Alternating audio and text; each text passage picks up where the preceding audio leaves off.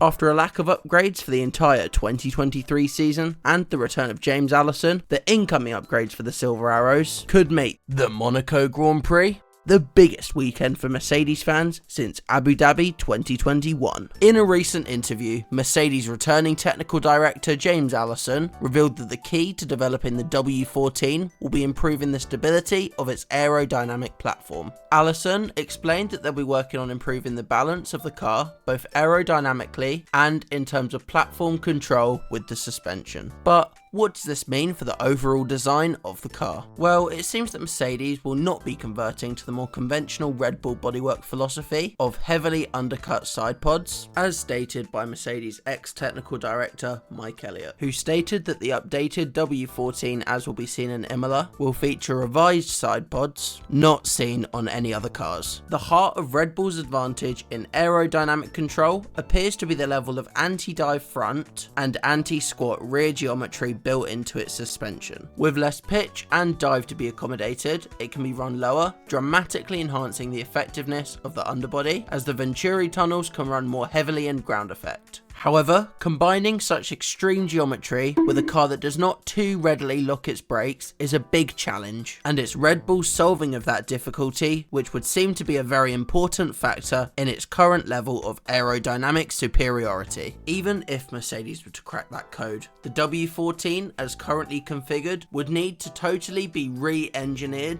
to achieve that level of suspension, as it would impact upon suspension pickup points in the chassis. Furthermore, converting to the Red Bull style bodywork layout would also involve completely different radiator placement, gearbox length, and even cockpit placement, which is totally unfeasible within the season, especially within the cost cap era. Essentially, we can expect the aerodynamic layout of the W14 to remain for the balance of the season, with developments based around controlling the platform of the car within the existing basic layout of the suspension. Allison added that he doesn't think any of them would consider a wholesale clean sheet revamp to be a good or prosperous approach. So, with this in mind, I think it's fair to say that we should be expecting these upgrades to be a decent jump forward, but as Toto has repeatedly stated, this is not likely to be a seismic shift in which Mercedes are suddenly fighting for the championship with Red Bull. Now, you might be wondering what the 2024 Mercedes will look like. Well, adopting a more Red Bull-like aerodynamic layout would involve long lead decisions on gearbox length, monocoque shape, suspension pickup points, and cockpit placement, which would all have to be decided very soon. But for now, Mercedes is focused on the upgrades set to arrive in Imola, with the hope that they will be a success. So, are you excited about the W14's developments? Let me know in the comments below. Like, subscribe, bye!